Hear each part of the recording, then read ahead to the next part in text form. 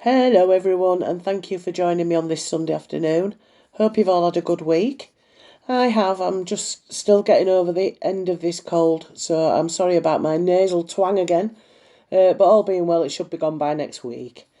Anyway, I've decided to pick a subject this week that absolutely fascinates me. So, without further ado, let's look into alternate realities.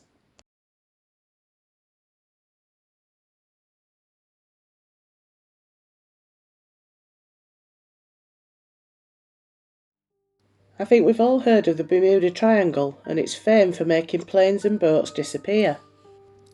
But one man who flew through it lived to tell the tale of his mysterious encounter. In 1970, a man was flying his six-seater plane from the Bahamas to Florida with his father and business partner on board. The flight path would take them through the Bermuda Triangle, but they'd flown through it many times before and weren't superstitious. On the journey, the plane became engulfed in a strange cloud that seemed to be mirroring the plane's movements, and it was difficult to shake. They broke out of the cloud, only to fly straight into another, similarly unusual one straight ahead. This cloud appeared white and fluffy from the outside, a regular, safe, standard cloud, as far as they were concerned. Once on the inside, however, it was dark, and flashes of light led them to believe they'd found themselves in the middle of an electrical storm. The pilot turned the plane at this point to try and break free from the storm, and radioed air traffic control to notify them of the plane's change of course. He realised that the first cloud had clearly fused with the second cloud to form a sort of tunnel. Try as he might, he couldn't break out, and as he could see blue sky up ahead, albeit several miles ahead, he decided the best course of action was to press on and power through the tunnel. Inside this strange misty tunnel, the pilot described some very strange occurrences indeed. He claimed there to have been spiralling lines, swirling in a counterclockwise motion, and that as the plane moved forward, the tunnel was shrinking in diameter and length. What at first had appeared to a trained pilot's eye to be a 10-mile-long tunnel, which he estimated would take around 3 minutes to pass through, had become a length of only 1 mile and took them all of 20 seconds. At the end of the tunnel, the passengers described feeling weightless for around 10 seconds before being plunged into a strange grey haze all around them that engulfed the plane. They attempted to read their location via the plane's navigation system, but it was malfunctioning, so they radioed air traffic control once again. Confused, air traffic control replied that they couldn't see any planes at all on the flight path the pilot claimed they were following. The grey haze began to clear in what the pilot described as ribbons of fog across the sky, and the controller radioed the plane to announce that he could see them heading into Miami. The pilot was baffled. The plane had only been in the air for around 30 minutes, and he knew this journey well. It should have taken much longer. He saw Miami up ahead, confirming the controller's observation, and prepared for landing. Once the plane was safely on the ground, the journey time was noted at 48 minutes, but the fastest the pilot had ever managed this flight was 75 minutes. To this day, he insists they must have flown into some kind of time warp high up across the ocean.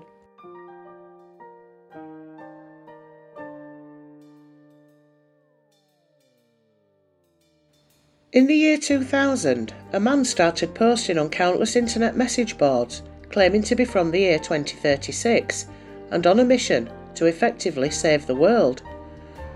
He told anyone who would listen that in 2036 a computer virus had wiped out everything and he was on his way back to 1975 in order to retrieve an IBM 5100 computer, which apparently had vital parts to help fight the bug. He explained the purpose of his stop-off in the year 2000 to be for personal reasons. He wanted to visit his family and collect lost photographs. For around 4 months, the time traveller responded to any questions posed to him via these message boards, relaying information about the future or a possible future, and sending warnings to those who interacted with him. He urged everyone to prioritise learning first aid and warned people against eating beef, claiming that mad cow disease and CJD were rife in his future reality. He claimed a second US civil war had divided the country into 5 regions and that the new capital of the USA was in Omaha, Nebraska. He also told of a Third World War kicking off in 2015, started by Russia and involving a nuclear exchange with the US. This, he said, resulted in the deaths of 3 billion people. The man described his time machine and the process of time travel in technical language, saying the machine was a stationary mass, temporal displacement unit, powered by 2 top-spin dual-positive singularities, which produced a standard offset Tipler sinusoid. It also featured a cooling and X-ray venting system, gravity sensors, 4 cesium clocks, and 3 computer units. All of this was housed in a 1987 Chevrolet. In early 2001, the man made his final post, advising people to always bring a gas can with you when your car dies at the side of the road. He claimed he was leaving this time period and heading home to 2036 via 1975, and he was never heard from again. Many of these predictions have not come true, but there are people who believe the man was from an alternate future, the path from the past world to his future altered somehow along the way.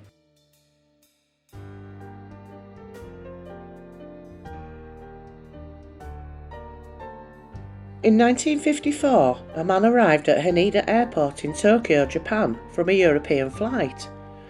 As he made his way through customs, he politely answered the officials' questions. He was travelling to Japan on business, as he had already done on 2 other occasions that year. He was able to converse in Japanese, but his mother tongue was French. Everything was completely normal, but things took a turn when he told them his country of origin. The man stated he was from Taured, and the officials looked at him with blank expressions. Taured does not exist, they told him. The man assured them that it did exist, on the border between France and Spain, and showed them his passport. Sure enough, his passport appeared to be for a citizen of a nation called Taured, which of course does not exist, and the pages showed various visa stamps, including 2 for entry to Japan. The officials called the company the man claimed he was doing business with, but they had no prior knowledge of him. They called the hotel that he claimed he was staying at, but they had no record of a booking in his name. They looked at his checkbook, and it featured the name of a bank that did not exist. The man began to grow irate. What was wrong with these people? He had sailed through customs on the previous 2 occasions, but this time all the staff seemed to be ignorant about the countries of the world, and claimed not to know of his home nation. The officials showed him a map of Europe, and pointed to Andorra. Was this where the man was from? No. He insisted he was from Taured, and claimed his home country had a history dating back more than 1,000 years. The man was escorted to a hotel where they found a room for him. Due to the mysterious circumstances, his room was guarded by immigration officers, and his identity documents held by airport officials. The next morning, the hotel room was empty, and the man was gone. Everyone was baffled. His room had been guarded all night, and the mystery deepened further when his passport and driving licence disappeared from the airport security office. Theories suggest the man from Taured had crossed over into an alternate reality and had managed to cross back that night. Whatever happened, we can only hope he made his way safely home.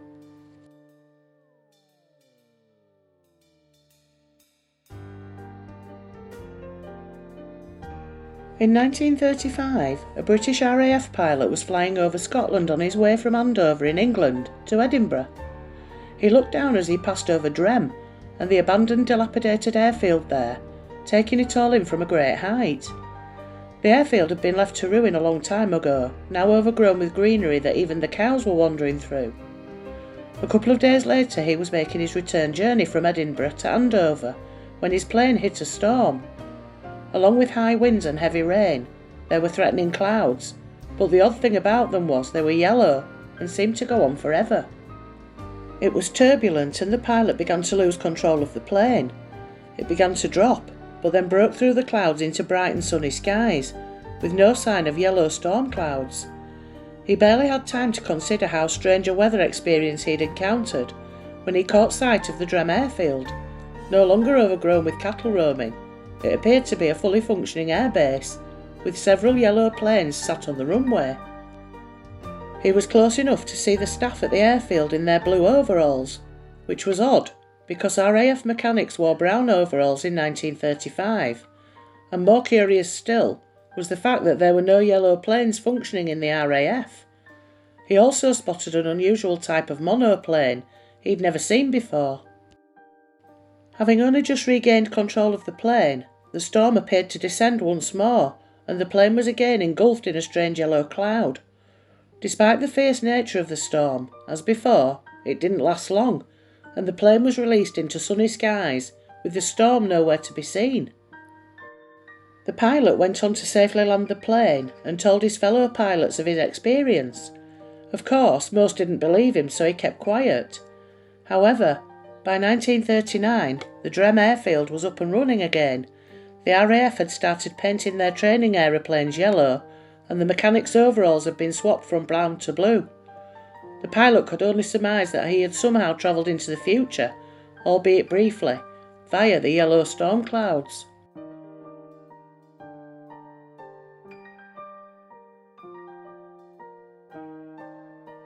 Back in 1988, Strange Magazine 2 published an article titled Time Traveller. The article was about the shocking account of a man who would go by the name LC. Back in 1969, LC and his business associate Bob were driving along Highway 167 towards the oil centre city of Lafayette after finishing lunch in the southwest Louisiana town of Abbeville. It was the 20th of October, around 1:30 p.m. in the afternoon. The day was perfect with a blue sky and cool breeze. Up ahead they spotted an old turtleback auto going really slow. They were intrigued by the vehicle. It wasn't something either of them had seen before. Very unique and definitely antique. But here's the thing. Even though the vehicle looked like a blast from the past, it was in mint condition. The two overtook the vehicle, but not before slowing right down next to it to check it out in detail. The car had a very distinct, large, bright orange licence plate, with the year 1940 clearly printed on it, which was quite odd, because antique cars like the one in question weren't allowed to be driven on the road unless it was being used for a ceremonial parade. And things just got stranger from there.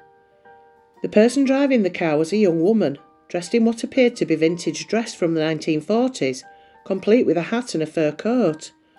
There was a small child as well, dressed in a heavy coat and a cap. As they pulled up next to the car, the lady started panicking. One could make out her face going pale with fear. She frantically started looking back and forth, as if she was in the middle of somewhere unknown. As if she really needed some help. She was almost about to cry. Elsie asked her if she needed any help, to which she responded in the affirmative, but at no point did she roll down the window or even look him in the eye. After requesting her several times to halt the vehicle, they finally saw her pull over onto the side of the road. Elsie and Bob passed her and pulled over in front of her. But as soon as they looked behind, the vehicle was gone, vanished into thin air. This was a highway without any traffic, so disappearing like this was quite impossible. Shocked and not knowing how to describe what had just happened, Elsie and Bob decided to keep on driving. A little while later, while they were still on Highway 167, they saw another new car pass a very old car at a really slow speed. It was apparently so slow that it looked like the cars had come to a halt. As soon as the new car pulled over in front of the car, the same thing happened. It stopped and then suddenly disappeared. They couldn't believe their eyes. Even the guy in the other car was completely shocked. The three started describing what each had seen. They started walking round the area. The third guy insisted they should be reporting this to the police, as this, according to him, was a missing person case. Elsie and Bob refused, more so because they had no idea where the woman and the child, along with the car, had vanished. The third man couldn't go to the cops without these two. Everyone would think he was mad. But he exchanged phone numbers and addresses and kept talking about the incident with them, just to make sure he didn't lose his mind. So could she have been a time traveller from the past who went forward in time? Or could she have been a person from the past who could never go back, stuck in limbo?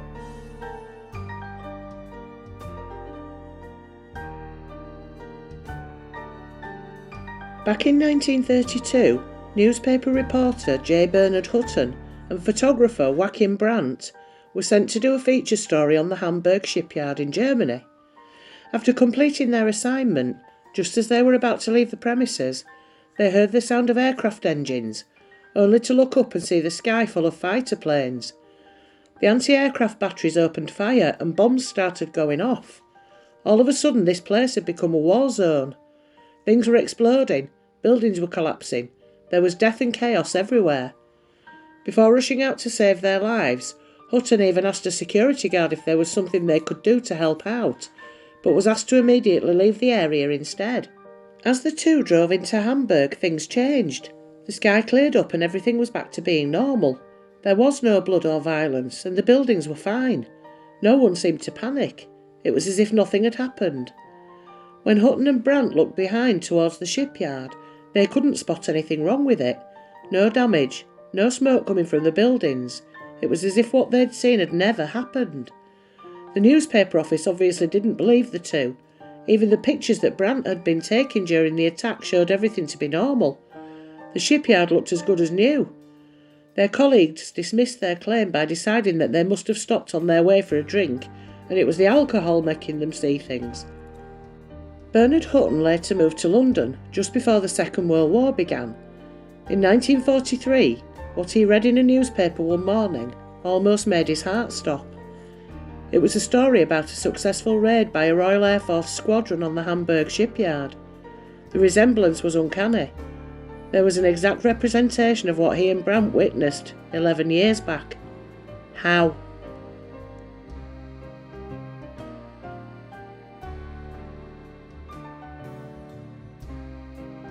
At harvest time one day during the reign of King Stephen, back in the 12th century, according to William of Newburgh, the villagers of Woolpit discovered two children, a brother and sister, beside one of the wolf pits that gave the village its name. Their skin was green, they spoke an unknown language, and their clothing was unfamiliar. Ralph of Coggeshall reports that the children were taken to the home of Richard de Calne. Ralph and William agree that the pair refused all food for several days, until they came across some raw broad beans, which they consumed eagerly. The children gradually adapted to normal food, and in time lost their green colour. It was decided to baptise the children, but the boy, who appeared to be the younger of the two, was sickly and died before or soon after baptism. After learning to speak English, the surviving girl explained that they came from a land where the sun never shone and the light was like twilight. William says they called their home St. Martin's Land. Ralph adds that everything there was green. According to William, the children were unable to account for their arrival in Woolpit. They'd been herding their father's cattle when they heard a loud noise. According to William, it was like the sound of the bells at Bury St. Edmund's Abbey, and suddenly found themselves by the wolf pit, where they were found. Ralph says that they had become lost when they followed the cattle into a cave, and after being guided by the sound of bells, eventually emerged into our land. According to Ralph, the girl was employed for many years as a servant in Richard de Calne's house, where she was considered to be very wanton and impudent. William says that she eventually married a man from King's Lynn, about 40 miles from Woolpit, where she was still living shortly before he wrote. Based on his research into Richard de Calne's family history, the astronomer and writer Duncan Lunan has concluded that the girl was given the name Agnes, and that she married a royal official named Richard Barr. So was this just a tale of folklore, or is there actually something behind it?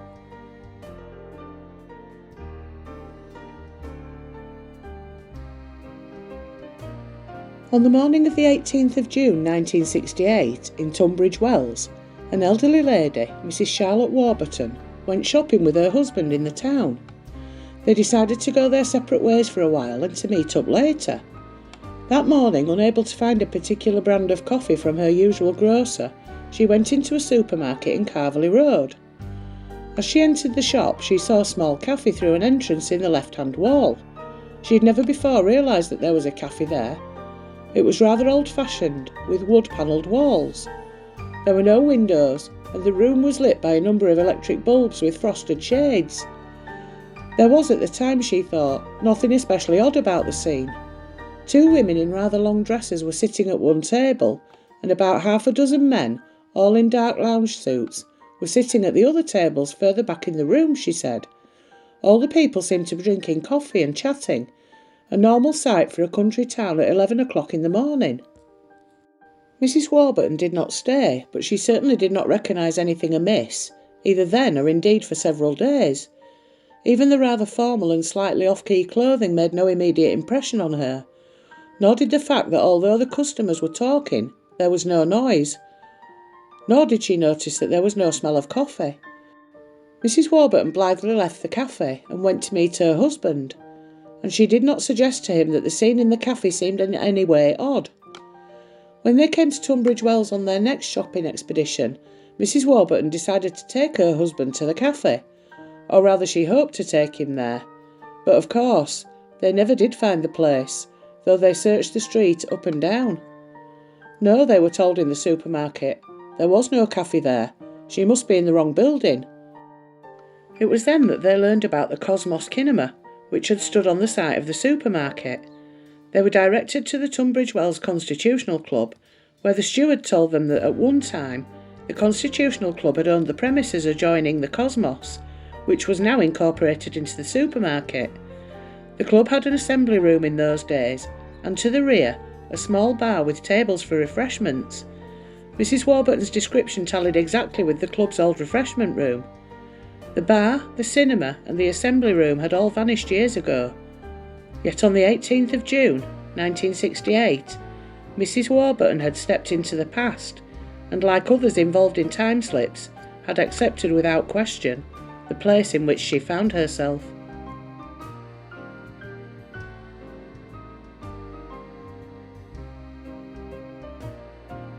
In 1901, 2 professors from St Hugh's College in Oxford, England, went to visit the Palace of Versailles. Versailles was, of course, the French royal home, until the monarchy was abolished in 1792. Marie Antoinette, one of the last royals to live there, was executed in 1793. So on that day in 1901, when Professors Anne Moberly and Eleanor Jourdain were walking the grounds of the palace, they did not expect to see Marie Antoinette in the flesh, on a stool, outside the Petit Trianon, which was a private retreat built for Antoinette by her husband, Louis XVI. And yet there she was, sitting and sketching, and completely oblivious to the fact that 2 women were gaping at her, and all the other people in 1780s period attire who had appeared just as suddenly as Antoinette. Antoinette and everyone else disappeared when a tour guide approached Moberly and Jourdain.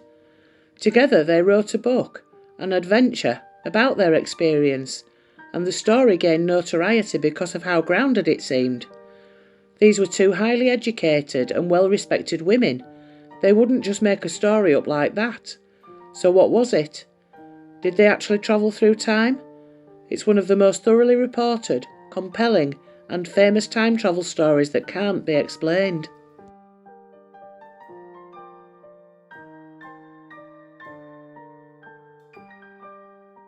In 1979, Jeff and Pauline Simpson and Len and Cynthia Gisby were travelling through France. When it became late, they decided to find a hotel for the night. They found a place not too far down the road they were travelling. It was an odd place. The doors to the rooms only had wooden latches and no locks, and the windows only had thick shutters and no glass. In the morning they had breakfast at the hotel and encountered 2 gendarmes, which were French armed policemen. They were wearing old-looking uniforms complete with capes. The whole experience at the hotel seemed strange, not least because their stay only cost 19 francs. Other hotels in the area cost over 200 francs. Still, they happily went on their way, and on their return journey decided to try and stop and stay at the hotel again, except it had seemingly vanished into thin air, and the uniforms those gendarmes were wearing, they were from around 1905.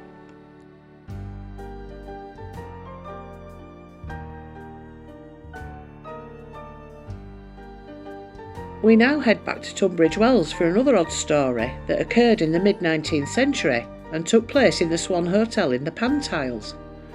Mrs. Nancy Fuller and her young daughter Naomi, on their first visit to the town, took a room at the top of the hotel, the room now numbered 16. As they climbed the stairs to their room, the girl's behaviour began to change. She appeared more and more agitated, closing her eyes and whispering to herself. When her mother asked her what was wrong, Naomi replied that she recognised the stairway and that she'd been there before. Then she came out with an astonishing remark, that her lover was waiting for her in the room, as he had said he always would. When they entered the room, the young girl went at once to the corner, calling out John, as though to someone standing there waiting. For a few seconds in her mother's eyes she seemed to change, to grow older, and even her clothing was that of an earlier time. The story that Naomi later told her mother was that she'd previously lived in this building when it was a privately owned house. This was certainly before 1835, when it became the Swan. In the days when Naomi had lived there, it had been known as High House. The young girl went on to explain that she'd had a love affair with a man called John, but her father had disapproved, had had the young man taken away, and had locked her in her room. Alone in the room, aware that she would never see him again, she had conjured up the image of John, and holding the hand of her imagined lover, she had jumped to her death from the window. Room 16 is haunted. There are still tales of disarranged bed covers, and of chairs being moved and tapping at the window. Some have claimed to hear the cry John carried on the wind.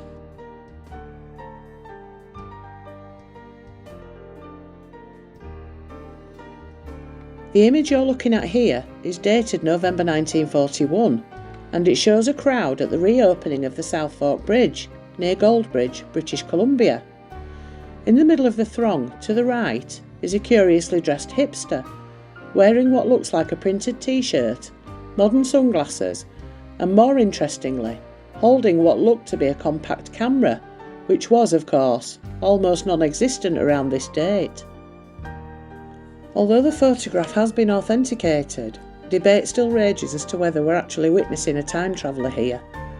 So, are we? Or is it just that his sense of fashion has been misconstrued? We'll never know. And that, my lovely viewers, brings us to the end of this week's video. I'd just like to shout out and say thank you for everybody that's subscribed. The numbers are going up really quick and I am very pleased, so thank you all. Hope you enjoy all the content that I put out.